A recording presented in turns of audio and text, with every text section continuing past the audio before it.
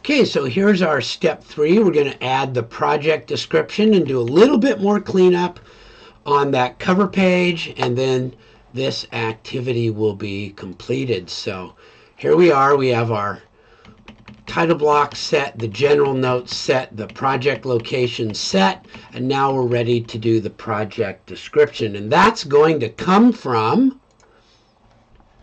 our proposal. And we can read the whole proposal through and get parts of it, but this is really the guts of what needs to go on the land planning,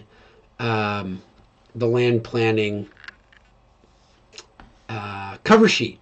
So I'm going to take this purpose part of it, and I'm going to copy that and see if I can get it to fit.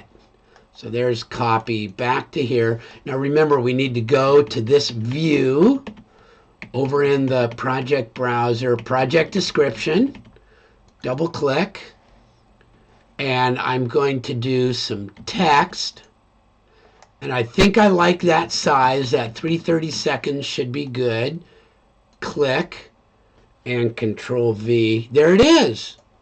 And of course it's sticking out too far, so I'm going to modify, click, and just grab that and pull it in.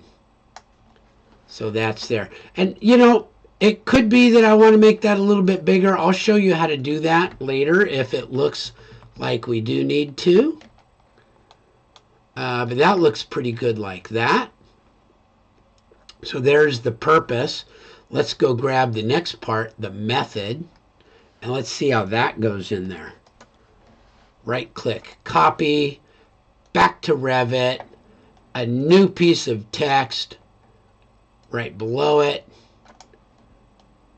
and Control V, and there it is. There's the method sitting in there, and I can move that out a little bit so that it's sort of like the other one.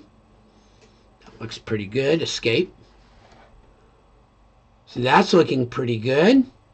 And so now I just need the last part, which is that this is a pilot program.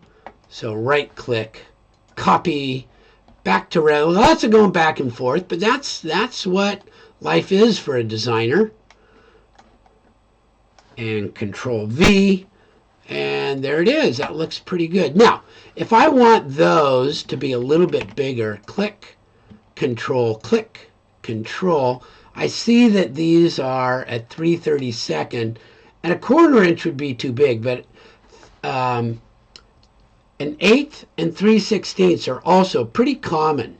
So let me come up here and I'm going to make a new size. Edit the type, duplicate, and I'm going to try 1/8 and see what that looks like. 1/8 inch Arial. I don't need the 2, and this is where you set the height. Right here, text size 1/8, 1/8, and the inch sign. Now these have to get respaced a little bit. Well, that's looking a little bit better. It looks like it'll fit pretty well.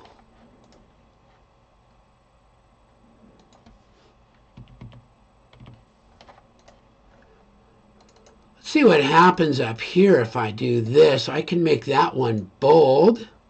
So that's kind of cool.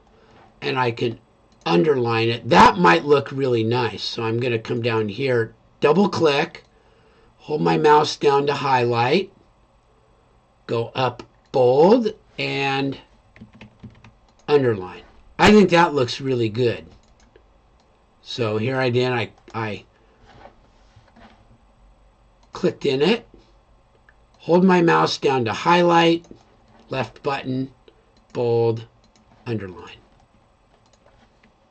Hit escape a couple of times. There it is. Let's see how our cover page looks now. It's looking like a real cover page. Now there's one last thing that's really kind of weird. This is the scale of this view, and there is no scale. It does not belong in any way. So I'm going to click on that, double click on it, and way down over here it lets me adjust the scale. So click, I'm going to make it custom, and I'm going to click display name, and I'm just going to make that blank. Just doesn't I need to have something, so I'll put some spaces in there. There's no need for that at all. Let me go hit escape a couple of times.